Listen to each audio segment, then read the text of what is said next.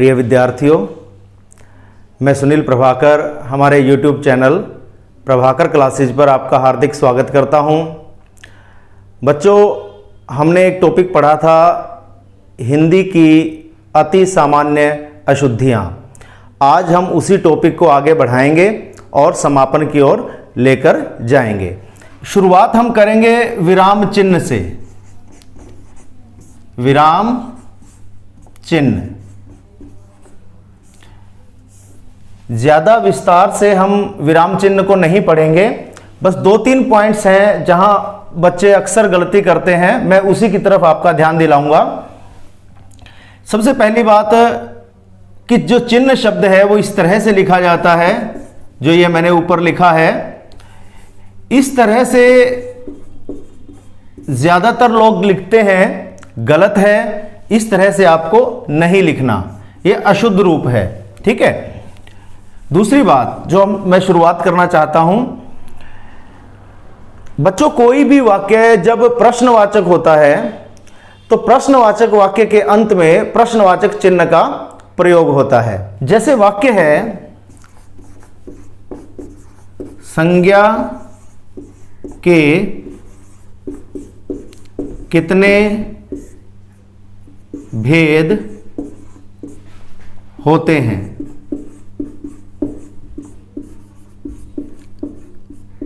अब ये वाक्य एक प्रश्नवाचक वाक्य है, इसके अंत में हम प्रश्नवाचक चिन्ह का प्रयोग करेंगे। ये लगभग सही करते हैं। गलती कहां है कि कई बार प्रश्न को भी निर्देश के ढंग से पूछा जाता है। जैसे अगर इसी वाक्य को ऐसे कहा जाए कि संज्ञा के भेदों के नाम लिखिए, या लिखिए की जगह लिखो, या बताओ, या बताइए, या संज्ञा के भेदों का वर्णन करो, वर्णन कीजिए, विस्तार पूर्वक वर्णन करो, मतलब ऐसे कुछ भी हो सकता है। तो जब प्रश्न को इस तरह से पूछा जाता है तो ये प्रश्न का निर्देशात्मक रूप होता है, उसमें अंत में पूर्ण विराम का प्रयोग होना चाहिए, ठीक है। तो यहां पूर्ण विराम का प्रयोग होगा। यहां मैं देखता हूं बहुत बच्चे प्रश्नवाचक चिन्ह लगा देते हैं। जैसे हम यूं कहें कि भारत की राजधानी कौन सी है, तो यहां वाक्य के अंत में प्रश्नवाचक चिन्ह का प्रयोग होगा। लेकिन अगर इसी प्रश्न को इस तरह से कहा जाए कि भारत की राजधानी का नाम बताइए, बताओ, लिखिए, लिखो, तो वहां अंत में पूर्ण विराम का प्रयोग होगा। तो ये एक बहुत कॉमन सी गलती है जो ज्यादातर बच्चे करते हैं। इसके अलावा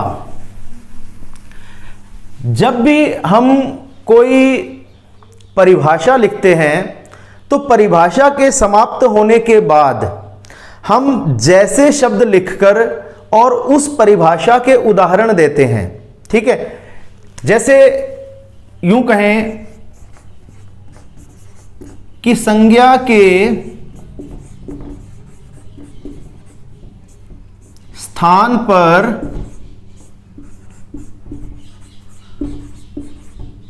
प्रयुक्त होने वाले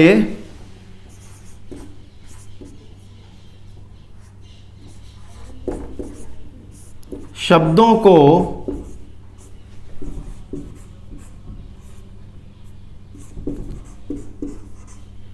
सर्वनाम कहते हैं। ये हमने सर्वनाम की परिभाषा लिख दी। अब हम यहां जैसे या यथा शब्द लिखकर, जैसे भी लिख सकते हैं, यथा भी लिख सकते हैं, तो जैसे या यथा शब्द लिखकर अब हम इसके उदाहरण देंगे।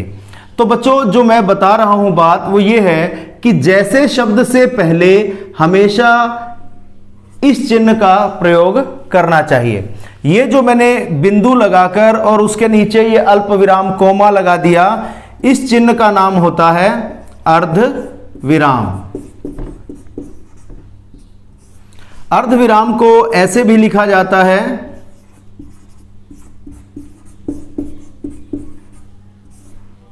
ये दोनों रूप सही हैं, इसे अर्धविराम कहते हैं। तो जैसे से पहले हमेशा अर्धविराम का प्रयोग होता है। अगर आप नहीं करते तो आप करें, ऐसा करना चाहिए, यही सही है।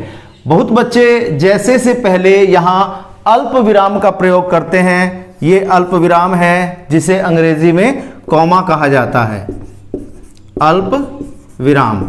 तो यहां अल्प विराम का प्रयोग नहीं होगा, ठीक है, आप ध्यान से सुन लें। और जैसे शब्द के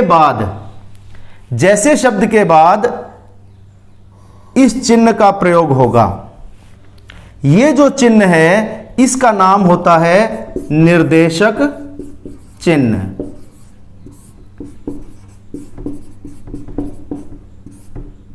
यहां निर्देशक चिन्ह का प्रयोग होगा ऐसे, ठीक है।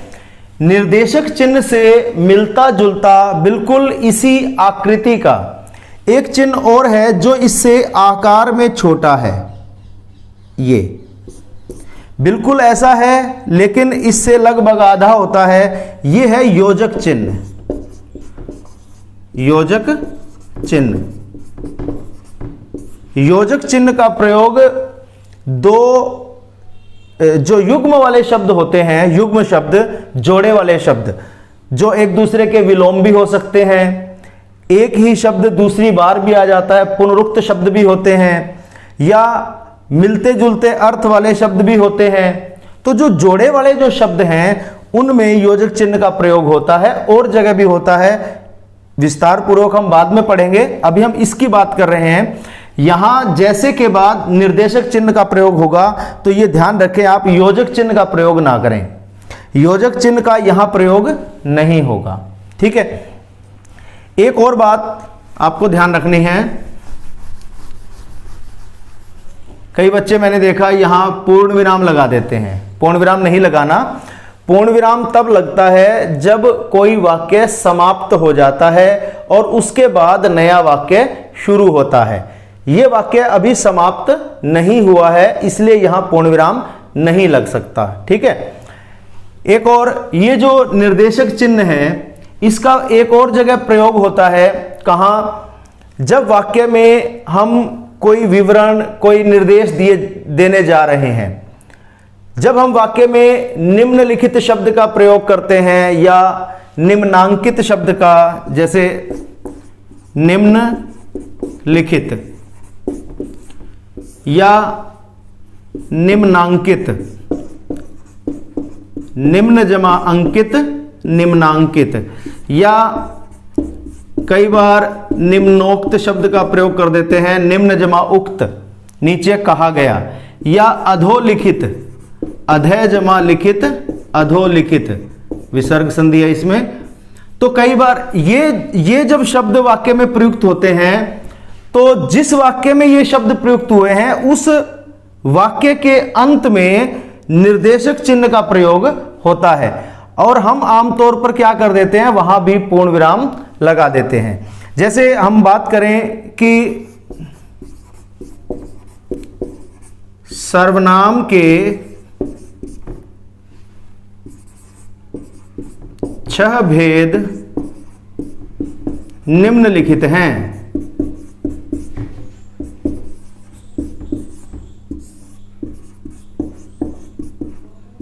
तो यहां निर्देशक चिन्ह का प्रयोग होगा, यहां पूर्ण विराम का प्रयोग नहीं होगा, ठीक है। अच्छा, यहां बीच में फिर एक बात और आ गई, बता देता हूं। ये जो शब्द है, आपको हो सकता है कईयों को ये लग रहा हो कि ये क्या लिख दिया, गलत लिख दिया, ये तो ऐसे होना चाहिए, ऐसे, तो ये भी गलत है बच्चों, ये गलत है। छ के साथ विसर्ग नहीं लगता। क्यों गलत है, अब आप ये भी सुनिए। विसर्ग ऐसी ध्वनि है जो संस्कृत से ज्यों के त्यों हिंदी में आई है, ठीक है। विसर्ग का प्रयोग केवल संस्कृत के शब्दों में होता है, और संस्कृत के वे शब्द जो हमने हिंदी में अपना लिए उनमें विसर्ग का प्रयोग होता है। विसर्ग का प्रयोग हिंदी के अपने किसी शब्द में नहीं होता। हो सकता है कि कोई शब्द ऐसा हो जिसमें संस्कृत में विसर्ग लगता हो लेकिन हिंदी में उसमें विसर्ग नहीं लगता। जैसे दुख शब्द है, संस्कृत में ये ऐसे आता है और हिंदी में दुख शब्द ऐसे लिखा जाता है, ठीक है, वो तो इसका विसर्ग हट गया। लेकिन ऐसा कोई शब्द नहीं है कि जिसमें संस्कृत में विसर्ग ना लगता हो और हिंदी में उसे विसर्ग लगने लग जाए, ठीक है। जो षट शब्द है 6, इसी का तो हिंदी रूपांतरण छह है। ये क्या था? ये शब्द छह था और हमें ऐसा लगता है कि जो विसर्ग होता है, विसर्ग का जो उच्चारण है वो ह ध्वनि की तरह होता है, ठीक है, ह वर्ण की तरह होता है, इसलिए इसका उच्चारण हम छह, इसका भी ऐसे करेंगे, इसका भी ऐसे करेंगे। तो था ये शब्द, लेकिन हमें ये लगा कि हम विसर्ग के कारण इसको ह बोल रहे हैं जबकि होता विसर्ग है, लेकिन ऐसा नहीं है। एक्चुअल में ये हिंदी का शब्द है और हिंदी के किसी भी शब्द में विसर्ग नहीं लगता, ऐसा एक भी शब्द नहीं है। जैसे ये शब्द है अतः, प्रातः, प्रायः,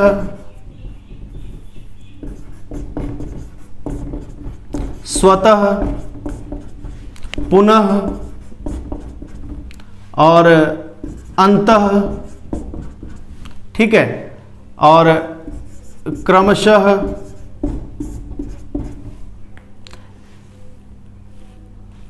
और ये जो अभी हमने लिखा दुख। तो इनमें से कोई भी ऐसा शब्द नहीं है जो हिंदी का हो, ठीक है, और 6 शब्द हिंदी का है और हिंदी के किसी भी शब्द में विसर्ग का प्रयोग नहीं होता, ये आपको ध्यान रखना है। तो ये थी वे अशुद्धियां जो हम विराम चिन्ह से संबंधित और बहुतायत में करते हैं। पूरा विराम चिन्ह का तो एक अलग टॉपिक बनेगा जिसके बारे में हम उस टॉपिक में 2 या 3 वीडियोस बनेंगी जिसमें आपको हर जगह बताएंगे कि कहां किस विराम चिन्ह का प्रयोग होना चाहिए और कहां हमें विराम चिन्ह के गलत प्रयोग से बचना है। बच्चों, अब आप समझिए, जो हमारा किसी भी वर्ग का जो 5वां वर्ण होता है जिसे पंचम वर्ण या पंचम व्यंजन कहा जाता है, जैसे कवर्ग है, चवर्ग, टवर्ग, तवर्ग और पवर्ग, ये हमारे 5 वर्ग हैं हिंदी की वर्णमाला में। इन 5 वर्गों के 5 व्यंजन होते हैं, जैसे क, ख, ग, घ, ङ, च, छ, ज, झ, ञ, ट, ठ, ड, ढ, ण, त, थ, द, ध, न, प, फ, ब, भ, म। अब आप यहां एक बात देखिए, किसी भी वर्ग का जो 5वां वर्ण है, ठीक है, यहां हम इसको अलग कर लेते हैं। किसी भी वर्ग का जो 5वां वर्ण है, यदि 5वां वर्ण स्वर रहित हो, स्वर रहित का मतलब है कि इनमें कोई भी स्वर जुड़ा न हो और इसके तुरंत बाद, यानी इससे जो अगला वर्ण है वो उसी वर्ग के बाकी 4 में से हो, तो हम इस 5वें वर्ण को जो कि स्वर रहित है, इसे हम अनुस्वार के रूप में बदल सकते हैं और पिछले वर्ण के ऊपर लगा देते हैं। जैसे ये शब्द है अंक शब्द है ये बच्चों, ये ड़ नहीं है, ये साइड में राइट साइड में बिंदु लगा हुआ है, ये कवर्ग का पंचम वर्ण है ङ, अंक। ठीक है, इसको आप ऐसे ही बोलेंगे। संस्कृत में इस तरह से ही लिखा जाता है, हिंदी में इस रूप में नहीं लिखा जाता। तो यहां जो है आप देखिए वर्ग का पंचम वर्ण है। तीन बातें आपको ध्यान रखनी है। किसी भी पंचम वर्ण को हम अनुस्वार में कब बदल सकते हैं, इसके लिए आपको तीन बातें ध्यान रखनी है। नंबर एक बात कि जो पंचम वर्ण है वो आधा होना चाहिए। ठीक है। दूसरी बात, उसके तुरंत बाद उसी वर्ग के बाकी चार में से होना चाहिए। ठीक है, पहली बात यह है कि पंचम वर्ण होना चाहिए। दूसरी बात, उसके पंचम वर्ण जो है वो आधा होना चाहिए, यानी स्वर रहित होना चाहिए। ये दो बातें हो गई। और तीसरी बात है कि उस पंचम वर्ण के तुरंत बाद उसी वर्ग के बाकी चार में से कोई भी वर्ण हो। ये जो बाद का वर्ण है ये स्वर रहित हो या स्वर सहित हो, इसमें कोई स्वर हो या न हो, इससे कोई फर्क नहीं पड़ता। व्यंजन इसी वर्ग के बाकी चार में से होना चाहिए। तो तीन स्थितियां मैंने आपको बताई, तीनों यहां है। नंबर एक पांचवां वर्ण है, नंबर दो पांचवां वर्ण आधा है, नंबर तीन इस पांचवें वर्ण के तुरंत बाद इसी वर्ग के बाकी चार में से कोई वर्ण आ रहा है। तो यहां हम इस पंचम वर्ण को अनुस्वार यानी बिंदु के रूप में बदलकर पिछले वर्ण के ऊपर लगा देंगे। यहां ऐसे, जैसे गंगा शब्द है, गंगा शब्द ऐसे लिखा जाता है संस्कृत में। जैसे पंखा शब्द है ऐसे लिखा जाता है। ठीक है, तो आप देखिए कि हम इसको इस रूप में नहीं लिखते, हिंदी में अनुस्वार में लिखते हैं। तो अनुस्वार में ये नियम के तहत ही बदला है, अपने आप नहीं बदल गया। यहां देखिए पंचम वर्ण है, आधा है, और उसी वर्ग के यानी ये कवर्ग का वर्ण है, कवर्ग के ही बाकी चार में से है। ये वर्ण रिपीट नहीं होना चाहिए, पांचवा वर्ण नहीं होना चाहिए, बाकी चार में से कोई भी एक हो। तो यहां आ गया, तो हम यहां इस पंचम वर्ण को अनुस्वार रूप में पिछले वर्ण के ऊपर लगा देंगे और ये ऐसे लिख देंगे। ठीक है, ऐसे ही इसमें पंचम वर्ण है, आधा है, और उसी वर्ग के बाकी चार में से है। तो यहां इसको ऐसे लिखा जाएगा। आगे देखिए आप, जैसे शब्द है चंचल, ऐसे लिखा जाता है। संजय शब्द है ऐसे लिखा जाता है संस्कृत में। अब आप देखिए ये पंचम वर्ण है, नंबर एक बात। नंबर दो, ये आधा है। तीसरी बात, इसके तुरंत बाद इसी वर्ग के यानी जिस वर्ग का ये वर्ण है, इसी वर्ग के बाकी चार में से ये वर्ण आ गया। तो यहां इसे हम अनुस्वार रूप में बदलकर यहां लगा देंगे ऐसे।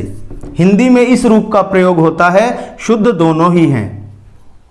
आगे ये संजय शब्द है, ये भी आप देखिए पंचम है, आधा है, और उसी वर्ग के बाकी चार में से है। तो इसे भी हम अनुस्वार रूप में ऐसे लिख देंगे।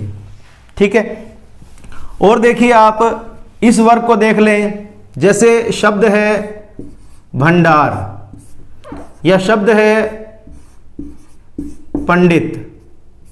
ठीक है, या ये शब्द है डंडा, अंडा। बहुत सारे शब्द हैं।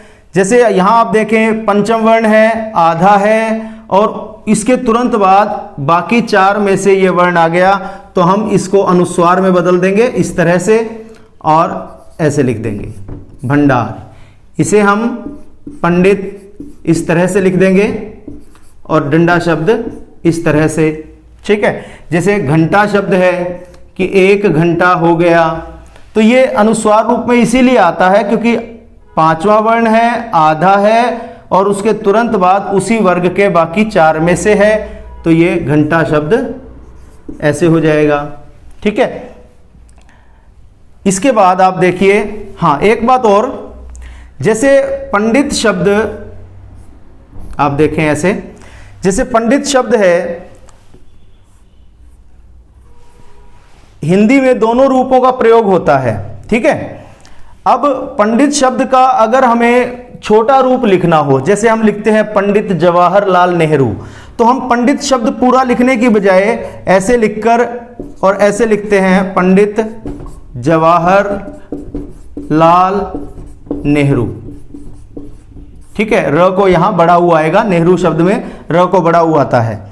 अब ये जो पंडित शब्द है ना, आप जब किसी शब्द का छोटा रूप लिखते हैं तो छोटा रूप लिखने के बाद हम यहां एक ये चिन्ह होता है, इस चिन्ह को कहते हैं लाघव चिन्ह, यानी शब्द को छोटा बनाने वाला चिन्ह, ठीक है। ये चिन्ह लग जाता है तो इससे हमें ये पता चल जाता है कि ये जो शब्द है ये मूल रूप में ऐसा नहीं है, इसका कोई बड़ा रूप है जिसे यहाँ छोटा करके लिखा गया है। जैसे हम डॉक्टर शब्द लिखते हैं, डॉक्टर ऐसे लिखते हैं, लेकिन जब डॉक्टर शब्द का हम लघु रूप लिखेंगे तो इसे ऐसे और यहाँ हम लाघव चिन्ह लगाएंगे, ठीक है। तो आप एक बात का ध्यान रखें, जब आप किसी शब्द का लघु रूप बनाते हैं और वो शब्द दो रूपों में लिखा जाता हो, जैसे पंडित शब्द ऐसे भी लिखा जाता है और ऐसे भी, तो ये शब्द दो रूपों में लिखा जाता है, तो जब इसका लघु रूप बनाएंगे तो इस रूप को लेंगे। अब आप कहेंगे कि इस रूप में और इस रूप में अंतर क्या है? अंतर ये है कि हमें पहला वर्ण लेना है लघु रूप में, और पहले वर्ण के साथ अनुस्वार भी है, बिंदु भी साथ में है, तो पंडित शब्द का जब लघु रूप लिखेंगे तो प के ऊपर बिंदु लगाएंगे, ठीक है। ऐसे प नहीं लिखेंगे, ये पंडित नहीं है, ये पंडित है, तो इस रूप को न लेकर इस रूप के अनुसार हम उसका लघु रूप बनाएंगे।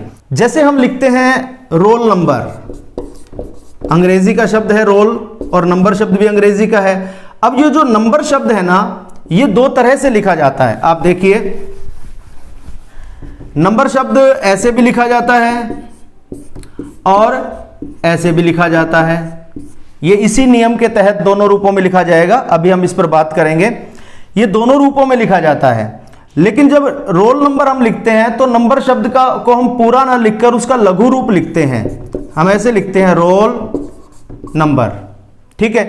तो ये जो न है, ये हमने नंबर शब्द का लघु रूप लिया है, तो इसका नहीं लेंगे, इसका लघु रूप लेंगे। इसका लघु रूप लेने का मतलब है कि अनुस्वार साथ में आएगा।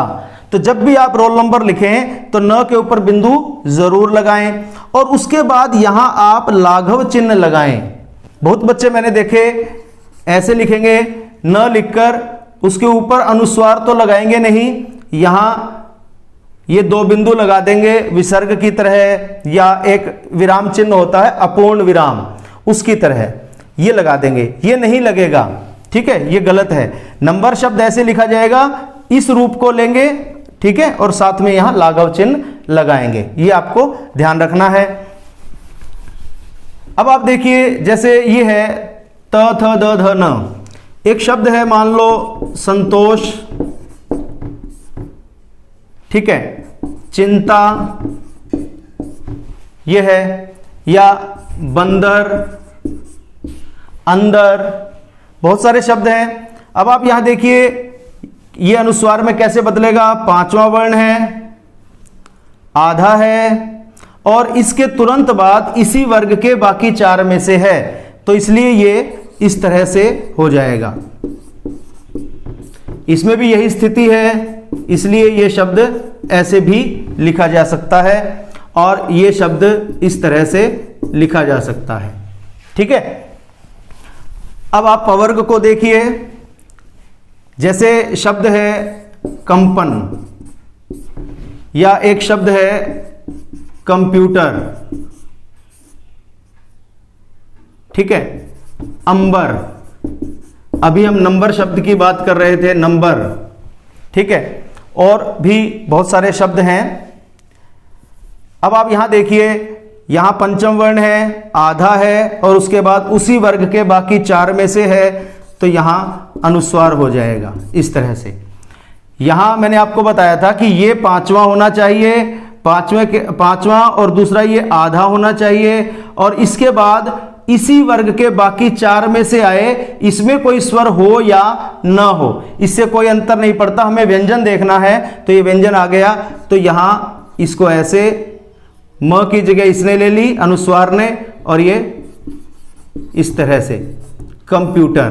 कई बच्चे कंप्यूटर में भी पूरा लिख देते हैं, गलत है। अंबर शब्द है, इसी तरह से अंबर शब्द हो जाएगा, और इसी तरह से ये नंबर शब्द हो जाएगा। तो बच्चों ये है कि किसी भी पंचम वर्ण को हम अनुस्वार में कैसे बदल सकते हैं। अब आप इन शब्दों को देखिए, यहां 5वां वर्ण है, आधा भी है, लेकिन इसके तुरंत बाद इसी वर्ग का 5वां वर्ण आ गया। जरूरी नहीं है इसी वर्ग का, किसी भी वर्ग का अगर 5वां वर्ण हो तो वह जो आधा वर्ण है पंचम, वह अनुस्वार में नहीं बदलेगा। जैसे यहां 5वां वर्ण है, आधा है, लेकिन फिर से 5वां आ गया, तो आप अन्न शब्द को अनुस्वार में ऐसे नहीं बदल सकते, ये गलत हो जाएगा। ठीक है, जैसे यहां भी पंचम वर्ण के बाद फिर से पंचम आ गया, तो उन्नति शब्द में परिवर्तन नहीं हो सकता। अब आप यहां एक शब्द देखिए, एक शब्द है अनंत, ऐसे लिखा जाता है। यहां क्या है, पंचम वर्ण है और आधा है, और उसके बाद उसी वर्ग के बाकी 4 में से आ गया, तो यहां ऐसे अनुस्वार हो जाएगा, लेकिन यहां नहीं हो सकता, क्योंकि यहां पंचम वर्ण आधा जो आया है, इसके तुरंत बाद उसी वर्ग का या किसी भी वर्ग का 5वां वर्ण, तो ये उसी वर्ग का है, तो ये 5वां वर्ण आ गया। बाद में 5वां वर्ण आने पर कभी भी ये पंचम वर्ण में परिवर्तित नहीं होगा। ठीक है, तो उन्नति शब्द ऐसे ही लिखा जाएगा। इसके बाद शब्द है निम्न। अब आप यहां देखिए, 5वां वर्ण है और आधा भी है, लेकिन फिर से बाद में 5वां आ गया, तो ये इस तरह से लिखा जाएगा, इसे आप पंचम में नहीं बदल सकते। ये मैंने सारे वे शब्द लिखे हैं जिसमें पंचम वर्ण है, आधा है, लेकिन वह अनुस्वार में परिवर्तित नहीं हो सकता। जैसे यहां भी आप देखिए, पंचम वर्ण आधा, लेकिन बाद में फिर 5वां आ गया, तो अनुस्वार में परिवर्तित नहीं होगा। यहां भी 5वां आधा, फिर 5वां, तो नहीं होगा। यहां भी 5वां आधा है, उसके बाद फिर 5वां नहीं होगा। यहां भी इसी तरह से, यहां भी आप देखिए पंचम वर्ण है, आधा है, और उसके बाद फिर से 5वां वर्ण है, तो ये भी अनुस्वार में परिवर्तित नहीं होगा। इसमें भी इसी तरह से होगा, यहां भी पंचम आधा, और फिर से यहां भी आप देखिए पंचम वर्ण है, आधा है, लेकिन फिर से पंचम आ रहा है, इसलिए यहां अनुस्वार में परिवर्तित नहीं होगा। यहां तक ये जो उदाहरण है सारे ऐसे हैं। इसमें देखिए ये भी पंचम वर्ण है, उसके बाद फिर से 5वां आ गया, तो ये अनुस्वार में परिवर्तित नहीं होगा। तो ये 2 पंक्तियों में ऐसे शब्द हैं जहां पंचम वर्ण आधा है, लेकिन फिर से पंचम आ रहा है, तो वहां अनुस्वार में परिवर्तित नहीं होगा। ये जो पंक्ति है, इसे आप देखिए, इसमें एक नियम अलग है कि 5वां वर्ण है, आधा भी है, लेकिन बाद में अगर य व ह, अगर किसी 5वें आधे वर्ण के बाद य व या ह, इन तीनों में से कोई भी व्यंजन आ जाता है, तो ये 5वां वर्ण अनुस्वार में परिवर्तित नहीं होता। जैसे यहां 5वां है, आधा है, लेकिन बाद में य आ रहा है, यहां भी 5वां आधा, फिर य, यहां भी इसी तरह से, यहां भी 5वां वर्ण है, बाद में व आ गया, यहां भी 5वें के बाद व है, यहां 5वें वर्ण के बाद ह है, यहां भी 5वें वर्ण के बाद ह है। ठीक है, तो सब में 5वां वर्ण है, आधा भी है, लेकिन बाद में इन तीनों में से कोई ना कोई व्यंजन है, तो ऐसी स्थिति में 5वां वर्ण अनुस्वार में नहीं बदलेगा। अब आप इन शब्दों को देखिए, अंश, वंश, कंस, हंस, वंशी, बंसी, मुंशी, इंस्पेक्टर, मंशा, पेंसिल और कैंसर। यहां इन उदाहरणों में एक बात बिल्कुल कॉमन है, सब में समान है, वो क्या है कि श या स, ये श व्यंजन है और ये स व्यंजन है। तालु से बोला जाता है, दंत या वर्ष से बोला जाता है। तो श या स, ये आप देखिए,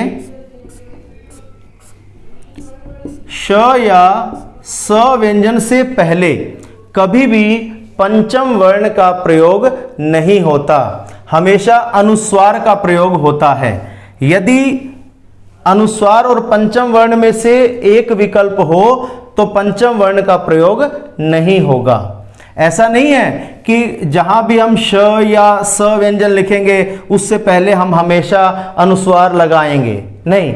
अगर लगता है तो अनुस्वार लगेगा, पंचम वर्ण नहीं लगेगा। अंश शब्द ऐसे हैं, आप अंश शब्द को ऐसे नहीं लिख सकते या ऐसे नहीं लिख सकते या कोई भी पंचम नहीं लगा सकते, जैसे ऐसे लिख दिया या ये जो है टवर्ग का पंचम ये लगा दिया या पवर्ग का पंचम लगा दिया म। यानी इस श और इस स, इन दोनों व्यंजनों से पहले पंचम वर्ण नहीं आता, हमेशा अनुस्वार का प्रयोग होता है। तो ये आप शब्द जब लिखेंगे तो आपको ध्यान रखना है। मुंशी शब्द कई लोग ऐसे लिखते हैं या कई बार किताबों में भी देखा है इस तरह से लिखा होता है, गलत है, ठीक है। इंस्पेक्टर शब्द है, इसमें आप आधे न का प्रयोग नहीं करेंगे, अनुस्वार लगाएंगे। मंशा, यहाँ पेंसिल, पेंसिल में भी आधा स ना लिखें, कई ऐसे लिखते हैं, मैंने देखा है पेंसिल, ये गलत है।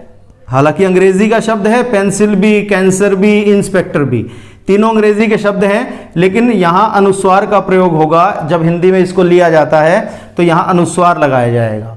अब देखिए, ये हमारे पास ऊष्म व्यंजन है, ऊष्म व्यंजन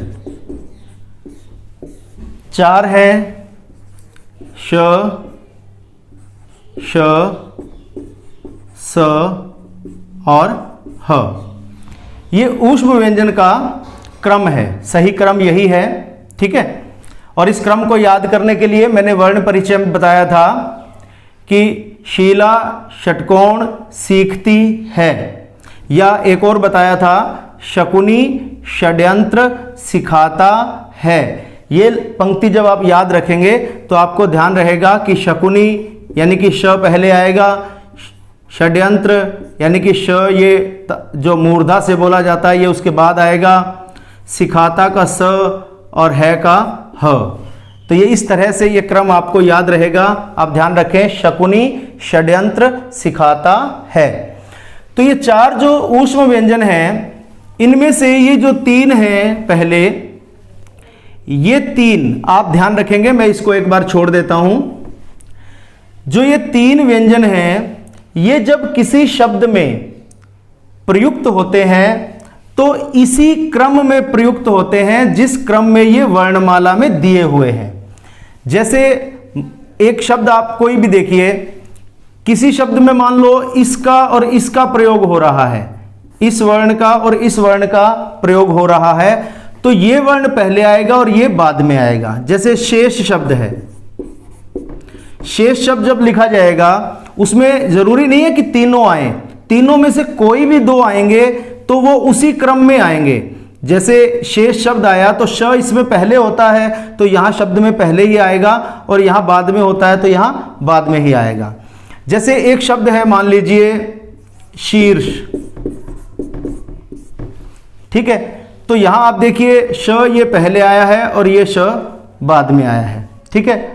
इसी तरह मान लो किसी शब्द में इन 2 वर्णों का प्रयोग होता है, ये श और ये स का प्रयोग होता है, तो ये इस तरह से आएंगे। शासन, ये नहीं है कि बीच में ये आएगा। जब 2 ये प्रयुक्त हो रहे हैं तो इन दोनों में से आप देखिए वर्णमाला में पहले ये आता है तो शब्द में भी पहले यही आएगा, और ये बाद में आता है तो ये इसके बाद में आएगा। ऐसे नहीं हो सकता कि सा ऐसे लिख दिया और फिर श लिख दिया फिर न लिख दिया, शासन नहीं हो सकता, ठीक है। जैसे शब्द है शंसा, शंसा शब्द है, इसमें श और बाद में स आ रहा है। या प्रशंसा शब्द है, इसमें प्र उपसर्ग लग गया, ठीक है, और शंसा शब्द है तो ये इसी तरह से। इसी तरह अनुशंसा शब्द है, अनुशंसा, इसमें भी मूल शब्द तो शंसा है और अनु इसमें उपसर्ग लगा हुआ है। इसमें जैसे एक शब्द और है शु श्रु शा। अब यहां क्या है, ये जो श है ये श हो गया, ये जो श है ये श और र है, ये इस श और र से मिलकर बना है, यानी कि इस श के बाद फिर से यही श आ रहा है और बाद में ये आया है, ये पहले नहीं आया, ठीक है, क्योंकि इसमें इसका क्रम देखिए आप। ये जो नियम मैं आपको बता रहा हूं कि ये तीन वर्ण किसी भी शब्द में तीनों आए, दो आए, कोई भी दो, चाहे ये दो हो या ये दो हो, ये वर्णमाला के क्रम से ही शब्द में आएंगे। ये तब आएंगे जब वो शब्द अपने मूल रूप में है, उसमें कोई ऐसा उपसर्ग जुड़ा नहीं हुआ जो इसे प्रभावित करता हो। जैसे ये सारे मूल शब्द हैं, ठीक है, ये मूल नहीं है, इसमें उपसर्ग लगा हुआ है, इसमें उपसर्ग लगा हुआ है, ये मूल शब्द है। तो जो मूल शब्द हैं मैं उन पर गोला लगा देता हूं। ये मूल है, ये भी मूल है, ये वैसे तो शस ये धातु में प्रत्यय लगकर बना है, लेकिन हिंदी के अनुसार ये मूल ही है। ये मूल शब्द है, ये उपसर्ग से बने हैं, ठीक है, ये यौगिक शब्द हैं। तो इन सब शब्दों में आप देखेंगे कि ये जो व्यंजन है ये इसी क्रम में आए हैं। इसके बाद कुछ शब्द ऐसे हैं, आप देखिए उसमें क्या है, जैसे संशय, सशक्त, सुषमा,